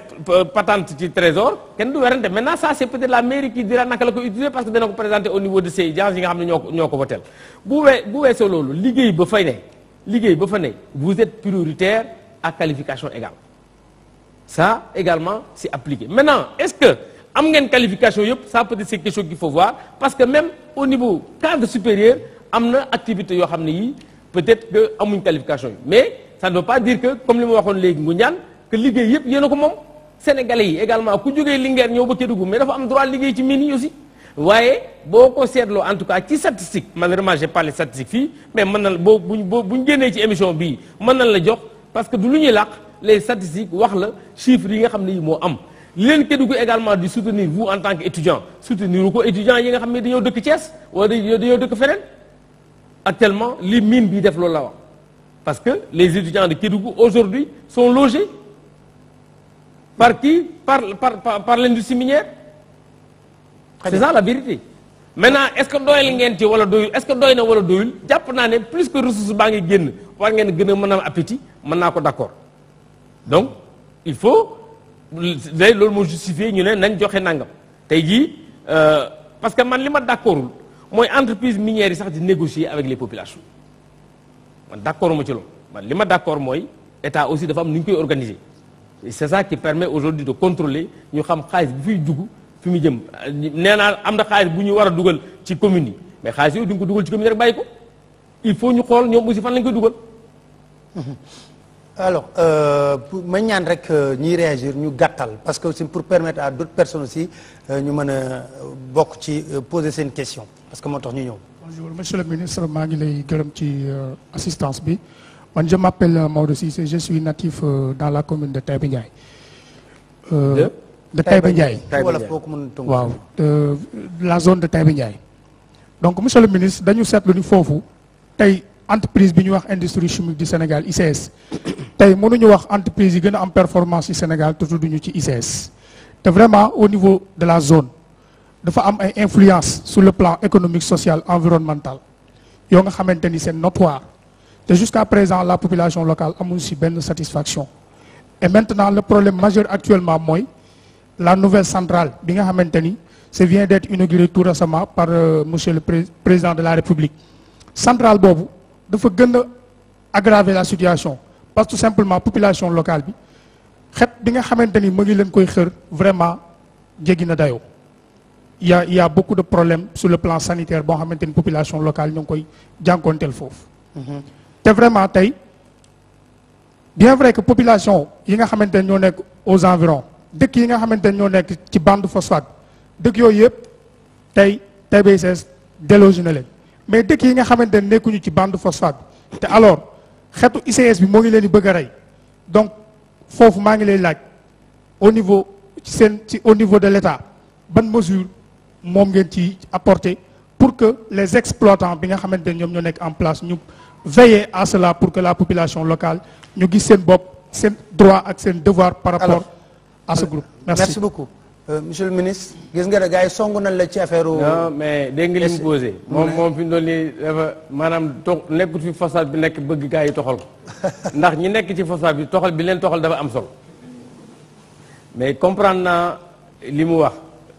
ICS d'abord ñi ngi sant yàlla tey bu fekkee ne mën nañu wax ne mi ngi commencé rentable. mais mi ngi ci loxo indien yi. ci la mas a nekk depuis 2008 déedéet ma ne ci la mas a nekk depuis 2008. ICS Ablaye Wade moo ko may indien yi. te amuñu ci pexe. déedéet c'est des investisseurs privés mi ngi mel ni tey ma ñëwoon rek nangu li El Hadj Ndiaye moom ICS en 2008 lañ jël 85% jox ko Indien mais Indien bañ ko jox te mu ëpp ca doole du woon un industriel donc 2014 bi ñuy ñëw lañ jàppoon mooy ICS a ngi waaj a daanu 2014 2012 2013 muy kayang 2014 daanaka fayut salaire kenn fajuwul ainsi de suite yàlla def ñu négocier ba indiwaat certes c'est un indien parce que tamit ICS la ñuy produire yëpp Inde la dem négocier ak ñoom signé ak ñoom ñu dugal ci xaalis bu bari la ma signé woon ak ñoom c'est 225 millions de dollars man ne leen fii ngeen koy dugal loolu moo amutoon ci plan bu njëkk bi def comité bu koy suivre ICS 2014 ñu perte beaucoup d'argent 39 milliards 2015 pour une entreprise en redressement mu siggi amatul yoratul kenn bor foofu fay na ay salaire am à temps bénéficiaire 2015 bénéficiaire 2016 ren pour la deuxième fois consécutive après une perte de 2014 parce que Indiens yi août lañ ñëw août laa signé ak ñoom je pense le 20 août 2014 donc c'est vrai que ils ont fait beaucoup d'investissements yaakaar naa ne sur le plan environnement à mon avis il y a beaucoup d'amélioration mais loolu nga wax danañ ko saytu parce que projet boo koy def am na étude d'impact environnemental normalement les populations sont associées joxe seen avis ñu am cutus bu ñu ko defee donc il faut qu'on le suive il faut ñu suivre l'impact de cette centrale parce que ça vient d'être inauguré sur les populations parce que on ne peut plus accepter tey population yi di subir yenn injustice yi d'ailleurs ICS état bi décidé na depuis que 2011 on avait fermé comment dirais-je arrêté les travaux de Senchim maintenant la décision est prise c'est définitivement fermé Senchim fii ci Mbao dootuñ ko exploiter te personne dañ ko redéployer donc danañ xool ces aspects environnementaux yooyu nga wax pour que peut-être pour que mu bañ a am impact yooyu nga wax loolu nga wax aussi c'est vrai d'accord naa ci que ne il faut ñu examiner tamit ñi nga xam ne ñi même bu nekkul ci phosphate bi tey subir les effets parce que liy dem ci jaww ji moom du uniquement ki nekk ci wetu usine bi mën na sax impacter ki gën a sori parce que loolu mooy tax ñuy def étude d'impact environnemental donc quand ils sont impactés on peut peut-être également voir comment prendre les préoccupations maintenant la préoccupation la prise en compte c'est peut-être atténuer ou bien enlever les effets environnementaux c'est pas forcément la délocalisation. Très bien. Alors may wax ñi bëgg intervenir encore ma leen wax directement ci question yi moom moo gën pour être pratique parce que li ñu dese ci temps bariwul te ñu bari bëgg nañ réagir allez-y. Asalaamaaleykum man maa ngi tudd Amath Bodian produit IGDK Institut Géocentre de Dakar alors monsieur le ministre man dama seetlu ne redevance minière donc jëlee nañ ko ci 3 yóbbu ko 5%. Aussi, il y a aussi le fonds d'appui aux collectivités locales 0,05%, ainsi de suite, ainsi de suite. Donc, modification sur le nouveau code, la plupart, ça va dans le sens de l'État, ça va dans les intérêts de l'État. Madame, c'est un intérêt de nous. Te défendant aussi, qui investit, aussi bénéfice. Il faut que aussi nous sommes en concurrence avec les autres pays. Donc, est-ce que vraiment tenir ngeen en compte sur loolu noonu parce que yow booy tegee sa buntu kër di jaay caaf 100 francs ah am keneen kuy teg à côté di jaay juróom defe naa doo jarle donc loolu noonu lu ñu war a kii l'autre question mooy que il y a monsieur le ministre il y a un grand problème concernant l'emploi et la formation dans le secteur minier pourquoi parce que on trouve des étudiants yi nga xam ne ni dañuy toog ay 2 ans duñ mën a am stage sax mënuñu ko am emploi moom bu wax duñ ko sax actuellement industrie yi li ñuy def mooy di jël ay ouvriers la ñuy jël yi nga xam ne ils sont pas spécialisés dans ce domaine te ñun defe naa bu fekkee bëgg nañ un développement durable dans ce sens donc war nañoo mën a fexe ba suñu jeunes yi ñu mën leen a former pour bu ko defee ñu mën a améliorer suñu potentiel. Alors la question est, monsieur le ministre, comment régler le problème donc, de l'emploi pour leur permettre de trouver des emplois pour permettre de trouver de l'emploi quelque chose comme ça. Moi je pense que normalement aujourd'hui que ñi ngi xam nga Sénégal nekkagul un pays minier comme d'autres pays, les choses commencent quand même à bouger. Et je pense que ça donne à bien bouger d'ailleurs. Ah oui, et je pense que ça donne quand même de bonnes perspectives. Parce que wax dëgg yàlla bu ñu waxee dëgg rek ci wàllu mine jàpp naa ne quand même at yi mi ngi changé lu bari. Redevance minière en 2012 foog naa ne cumul bi 6 milliards la woon foog naa ne rien que Sabodala c'est 12 milliards 900 presque 13 donc tey industrie minière ñi nga am de nouvelles industries minières qui viennent et ces industries minières vont forcément travailler avec les miniers d'abord ceux qui ont eu des formations donc je pense qu'à ce niveau en tout cas pour ceux qui sont formés il y a de bonnes perspectives et maintenant le décret d'application viendra parce que moi dans le décret d'application non seulement am na yenn dispositions mais j'ai dit on a même demandé dans la loi mu am des dispositions sur le travail pour que le ministère puisse donner son avis parce qu'aujourd'hui moi je peux donner juste un avis sur un contrat mais quand que le gars vienne prendre 10 ingénieurs allemands ou chinois je ne peux pas lui interdire ça parce que yoon mayu mo donc il faut loolu peut-être avec le nouveau décret dinañ am des dispositions qui permettent li ci des nag maintenant notre code c'est vrai on l'a fait on a discuté avec les entreprises minières on a associé la société civile je pense quand même que tout le monde est d'accord que c'est un code qui est quand même resté attractif surtout dans un moment où ñi ko defandoo woon ak ñëpp ñi ngi modifier seen i code communautaire bi bërki démb lañ ci daje ba sama table tey bàyyi naa fa les observations yi ñu war a jox ci code communautaire bi te bañ koy waxee dama ne leen fexe leen ba code communautaire bi bu mu jalgati li nga xam ne li ñu adopté nañ ko pare parce que bi ñu koy adopté dañ cee boole acteurs yëpp du secteur minier et puis presque entreprises yi intervenir fii ñooy intervenir Mali ñooy intervenir dans la sous-région donc normalement je pense que bu ñu juboo ci loolu on doit pouvoir s'entendre pour que kenn ku ci nekk sa code mën a rester attractif pour que yeneen disposition peut-être mooy attirer nit ñi te Sénégal am nañ chance formation qualité formation bi suñ ndaw yi am bokk na aussi ci lii tax nit ñi mën yëpp boole kook stabilité bi ak yeneen yi ci des. Très bien. Merci Pape Alé. Bonjour monsieur le ministre man dama am question par rapport ak industrialisation suñu xoolee parce que ñi fi wax ñu ngi wax ci waxu mine dama bëgg a ñëw ci industrialisation tuuti récemment dañu ne dañu signé accord de partenariat économique te dama jàpp ni Sénégal plan Sénégal émergent dañu ne dañuy jéem a autosuffisance en riz ak yooyu te sûrement dañu bëgg am autosuffisance ba am surproduction te loolu bu ñu ko amee soxla nañ tamit di transformer produit yu ñu am bu ñu continuer suñu politique alors que bu ñu signé accord de partenariat économique yi tey dañuy xool ni day am benn réciprocité ci kii dañuy supprimer droit de douane ak yooyu noonu loolu perte la pour ñun en plus bu ñu xoolee dëkk produits européens yi wala produits yeneen produits étrangers yi ñoo gën a moins cher que suñu produit bu ñu jëlee exemple ci diwlin bi rek façon laitière lu ne day dugg moo gën a moins cher comme tey bu ñu jëlee Sonacos dina am problème mu compétitivité te ñun en tant que consommateur fi comme ni ko waa ji waxee ni nga ko waxee rek fi gën a yombale la ñuy jëndee est-ce que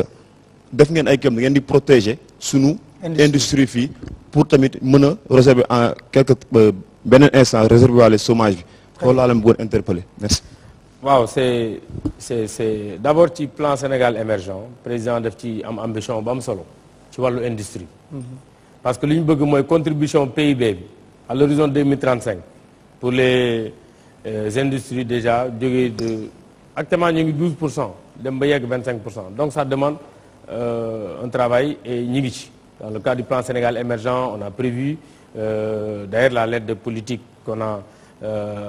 adaptée au plan Sénégal émergent également, on l'a finalisé. Demain, je lance le rapport de restitution de l'ANSD, parce que dans le waxoon ñu saytul ñu compétitivité industrie sénégalaise. te ci résultat yi ma ci jàpp déjà mooy même au niveau sous-régional, en termes de compétitivité, aujourd'hui, peut-être, nous avons deux pays qui peuvent être plus compétitifs, c'est Nigeria et Côte d'Ivoire. Nous sommes pratiquement troisième par rapport à un échantillon de pays. Même c'est des pays aujourd'hui qui ne sont pas dans la sous-région. Donc, en tout cas, de bonnes perspectives pour l'industrie parce que nous ne pouvons pas vraiment développer ces pays si nous n'industrialisons pas. Hier, vous avez vu le président inaugurer une rizerie à Bokidiawé. Nous sommes en train, au niveau dans la filière riz, de faire beaucoup d'efforts. Mais du terrain, il y a des contraintes. Contrainte yi nag il faut aussi ñu jàkkaarloo moom parce que démb dama lay jox benn cas très simple rek électricité bokk na tey li gën a cher ci facteur de production yi donc il faut ñu xool ko mënuñ ko bañ a xool déjà commencé nañ au niveau des zones économiques spéciales prévoir nañ tey ji loi bi permettre na ku la neex jaay le courant ce qui n'est pas le cas ailleurs donc c'est des dispositions yu ñu jël parce que bu ñu rendee suñ économie suñ industrie bi compétitive je pense qu'on pourra faire face aujourd'hui à ces API dont on parle parce que dans tous les cas de figure c'est une question de compétitivité tamit mondialisation toll na fi nga xam ne fii il faut se préparer à être compétitif ñu mën a xeex plutôt que di wax ne la solution mooy nous recroqueviller autour de nous-mêmes parce que du facilité mbir yi te jàpp naa ne situation bi ñu jëm APE yi leneen lu mu ci mënta doon bu fekkente ne tey on ne vise pas les grands marchés donc viser les grands marchés nag mooy aussi avoir de l'ambition ce n'est pas uniquement toog ne ñun dañu war a nekk position de consommateur pourquoi on ne doit pas être en position également de fournisseur tey bari na simis yooyu sol wala yu ñuy sol tugal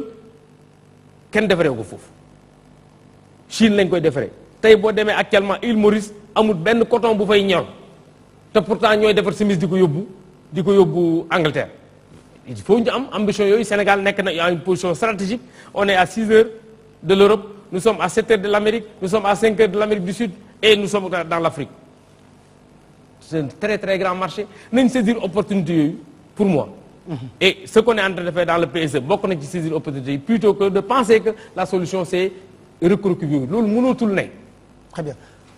alors. waaw salaamaaleykum monsieur le ministre maa ngi lay nuyu di nuyu ñi fi nekk ñëpp vraiment di rafetlu njàmbaarte gi nga am pour ñëw jàkkaarloog askanu Sénégal ñu lay laaj ci question yi maa ngi tudd Jupiter Lo bokk ci li ñuy wax mouvement banlieue future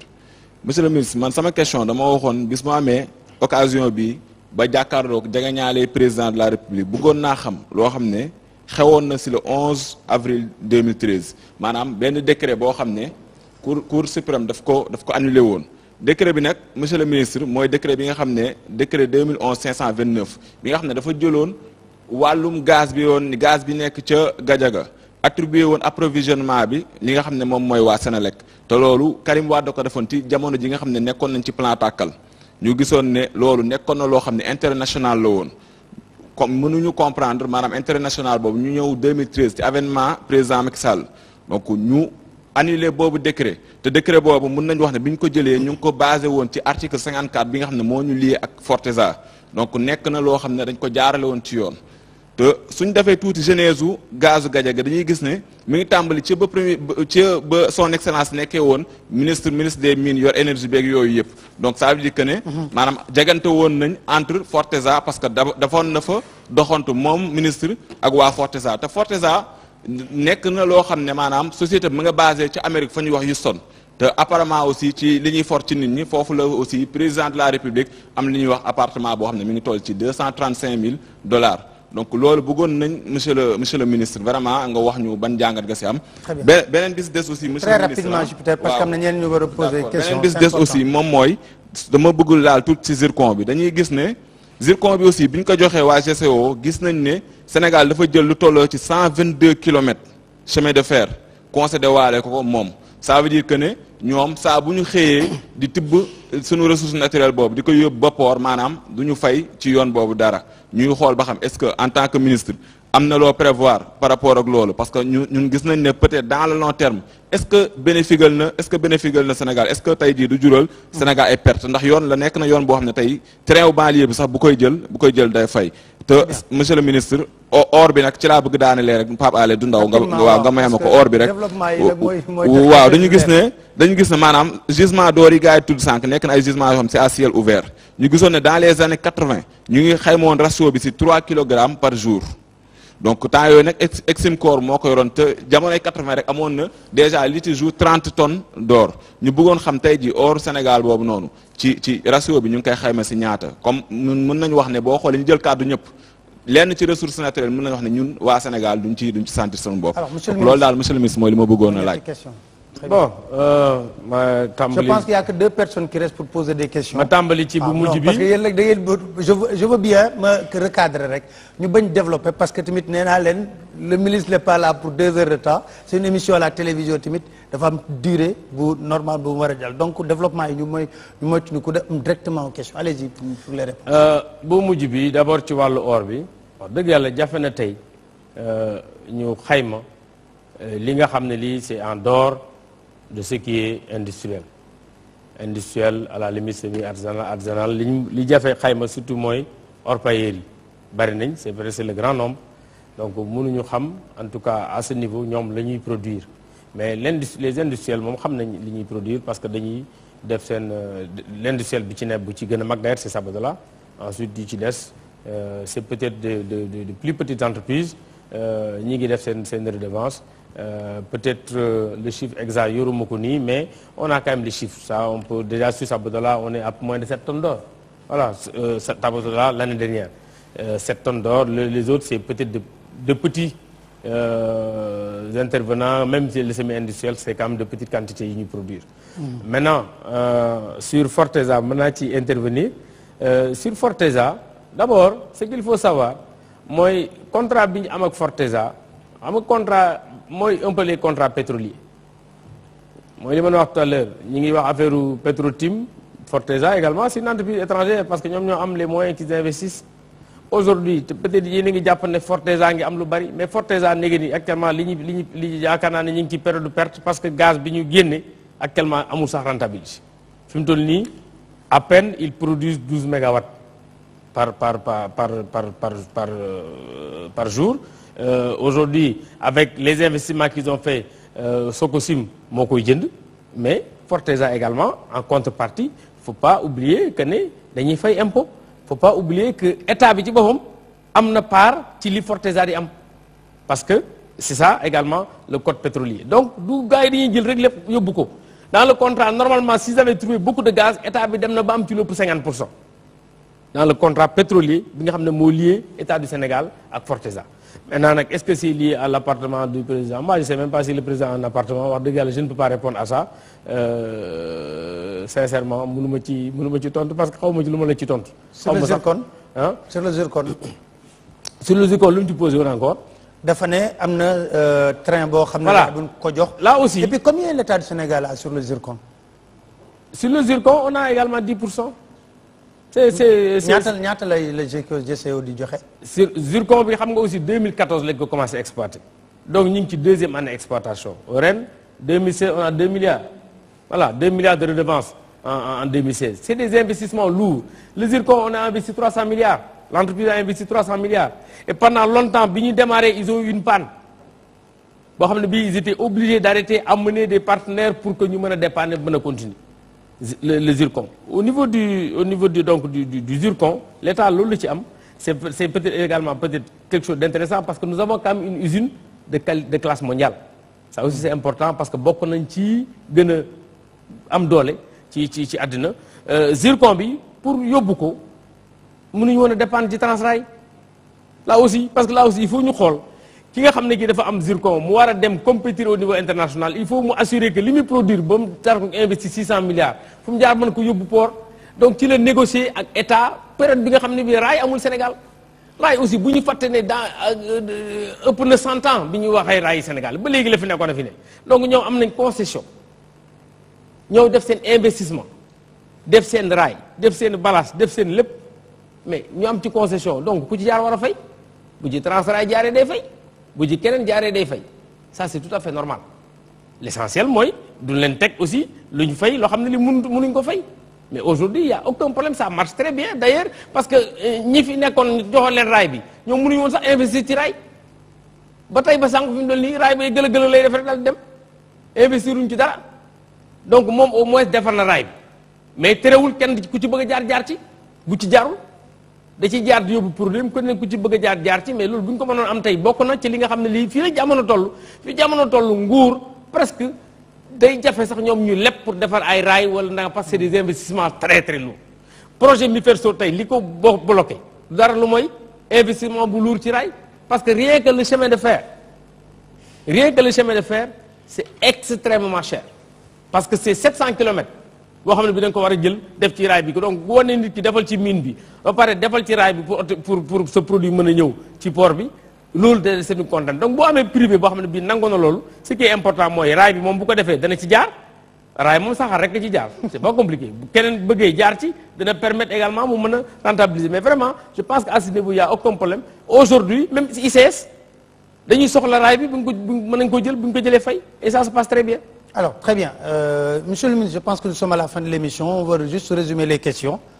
très rapidement. Votre question et qu'on soit très précis et concis, s'il vous plaît. Ok, merci beaucoup, Pape Alé. Merci, monsieur le ministre. Mbokoura Diagne, journaliste Safina FM.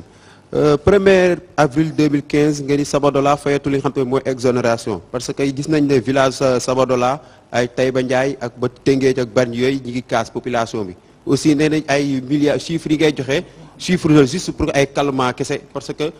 population bi dañoo bëgg a gis li nga xam te ni lu concret la loo xam te ni lu ñu réaliser la ñu gis ko ñoom ñu mën cee jëriñu te aussi ku ne nga waxaale point yi xam te ni moom ngay négocier ak cimenterie yi parce que ku ne usine ne entreprise ne pollution est-ce que côté boobu yéen a ngi xaw a bàyyi côté santé bi ci côté population bi aussi. Merci beaucoup. J'avoue que j'ai pas compris sa question. Leer parce que chiffres yi ñuy wax du chiffre yu ñuy inventé c'est-à-dire que ñun yàlla dafa def président Macky Sall bi ñëwee nee na dem leen ITIE man maa bind lettre bi ITIE maanaam fu ñëpp di daje la kii jot ne jot naa kii joxe ne joxe naa man maay ku joxe redevance maay jël chèque bi yónnee ko ministre des finances ma ne ministre des finances jox naa la chèque bu 6 milliards trésor ne jot naa chèque bi Sabodola ne joxe naa leen chèque bu 6 milliards xam nga loolu du ay wax c'est rentré dans l'argent dans les caisses ki ñu jox ne jox nañ commune patente nangami milliards wala nangami millions dañ koy wax trésor ne jot naa ko Cour des comptes certifié ko entreprise bi ko joxe wutu ku ko certifié li mu joxe donc ça c'est pas de la théorie ku xaalis milliards bu ñu fi tudd rek c'est parce que joxe nañ ko mi ngi ci rapport le rapport c'est un rapport public bu la neexee dem seeti ko boo duggee ci internet bi gis rapport 2014 2013 2012 lépp a ngi ci donc loolu du lu ñuy nëbb négociation nee naa bu fekkee contrat dañ koo signé ba pare ne la yoon bii mënul la koo teg parce que signé woon nga avant dañuy négocier man mi fi nekkal peut-être état jàpp naa ne xam naa peut-être lu ma jàpp ne mooy suñu njëriñ ci laay négocier ba fa ma mën a yem. nga xam ne kii aussi ay privé la représenté négocier ba fa mën a yem ñu xool fan lañ koy daggee rek négociation noonu la du loolu imposé mënu ma jóg tey code bu bees bii ma signé bi nga xam ne bii ñu ngi waaj a décret bi nga xamee ne bii daaw ñu ngi koy waaj a pare bien que entré wul en vigueur dama ci dugal benn disposition ñi ma signé convention minière depuis plus d'1 an dama ne leen heure bu code bu bees bi ñëwee bu leen revendiquer stabilité bu ngeen ci d'accord ma signé leen convention bu ngeen ci d'accord duñ ko signé donc ñoom on ne peut même plus parler de code bu bees bi duñ ko appliquer donc code bu bees bi bien que ren lañ ko jël danañ ko appliquer ñoo xam ne bañ signé ëpp léegi mu jege ñaari at. Très bien. waaw asalaamaaleykum man maa ngi tudd Aldima Sow monsieur le ministre man dama bëggoon ñëw rek ci droit de préemption bi nga xam ne état du Sénégal waroon na ko exercer ci transaction bi léegoon Petro-Tim ak Timis Corporation bañ ko coowee premier ministre dafa génn ne yëf yi daf ko may ñu gis ne nag te loolu sax d'accorduñ ci ak moom parce que mënul maye boo xoolee ci charte bi nga xam ne mooy constitution bu bees bi jàpp ne ressources naturelles yi askan bi moo ko moom mais ñu jàpp ne bu fekkee ne daf ko may donte jaayee ko sax mu may ko ko te yoon tëral ci code pétrolier ak décret d'application ne état am na droit substitué wu ci ñaari acteur jël place su keneen ka comme nañ ko jot a defee ci Sénégal ñu leen di laaj pourquoi ci opération boobu état du Sénégal jëful li nga xam ne yoon may na ko muy droit de préemption mu jël place su Timis Corporation. wasalaam. maanaam pour ñu wax ko mu gën a leer ñun am nañ ay action ci benn société en tant que actionnaire beneen actionnaire buy jaay ñun sañ nañ ne bëgg nañ nga jaay ñuy njëkk bala nga jaay keneen du loolu la n'est-ce pas mais ñun premier ministre li ma la wax leer na gouvernement du Sénégal investiruñ dans la recherche donc boo du investir dans la recherche investiruñ dans l'actionnariat parce que si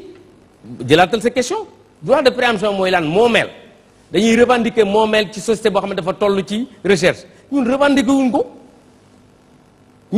ñun dañ ne su fekkee ne da ngay recherche phase recherche état du Sénégal 10% yi lay jàpp ne moom lay ci am maintenant boo demee ba nga xam ne bii gis nga loo xam ne lii jaral nañu li ñu signé ak ñoom mooy mën nga jënd mais c'est onéreux donc tey peut-être que fi ñu toll am na leneen lu ñu tal dugal suñu xaalis ci loo xam ne lii wóor ndax danañ gis or suñu xaalis tey jii am na yeneen préoccupation yoo xam ne fa lañ ko war a dugal plutôt que jënd ko pour def ay recherche parce que nee naa la léegi entreprise yi investir ils investissent pas de petits montants c'est pour faire une unité industrielle c'est 100 milliards c'est 200 milliards c'est 300 milliards c'est montant yooyu li ñuy investir te wóorul sax léeg-léeg nga def recherche 100 milliards te wóorul nga trouver bañ dalee def pétrole ba léegi ñaata milliards lañ ci dugal te amuñ benn goutte pétrole ñaata nit entreprise ñoo fi ñëw am bloc def ko pendant 9 ans amuloo ci dara kern bi ñuy wax tey jii nii ne am na pétrole xam nga kañ la bloc bi kañ lañ signé woon bloc bi 2004 ba léegi ñu ngi investir état du Sénégal mënul loolu donc defuñu ko. jërëjëf jërëjëf monsieur dernière question parce que nous sommes pratiquement à la fin de l'émission. Mamadou Lamine Barolo du coordonnateur Convergence du Baol. donc sama question bu njëkk day jëm ci wàllum industrie ñoo gis ne zone bu mel ne Touba ci wàllu commerce am na doole lool Sénégal te opérateurs yi nekk foofu jàpp nañu war nañu leen jàppale bañ def transition jóge ci commerce aller vers la petite production la production industrielle. amoon na projet zone industrielle Touba bu ñu jugoon ba léegi déggaatuñ ci dara bëgg nañ xam fan ngeen ci toll pour jàppale commerçant yooyu pour ñu def transition vers l'industrie. deuxième question bi dafa jëm ci wàllu zircon bi ba léegi yaa ngi avancé chiffre 300 milliards ñun ñu ngi jàppoon ne c'était un chiffre de 460 millions de dollars autour de 270 milliards CFA donc bëgg nañ ci am ci précision. seconde aussi pour investissement boobu ñu jàpp ko ci somme boobu sur 13 ans d'exploitation avec une hypothèse pessimiste de rentabilisation de plus d'1 milliard de dollars ba tax état du Sénégal mënu ci woon a gën a dugg ci capital bi. très bien investissement bi. dernière question boobu mën naa am bu fi président Wade nekkoon mën ko tontu parce que ñun bii ñu fekk na loolu ñu signé ko tax état du Sénégal mënu ci dugg buñ fàtte aussi que ne ñun ñëpp plage bi dañ ci daan dox rek la ca nekk ci biir mosuñ ko jéem a exploité zircon bi ñuy wax noonu yàgg nañ cee taxawaalu mosuñ ko jéem a exploité donc c'est des investissements lourds et c'est dans la même logique l'état du Sénégal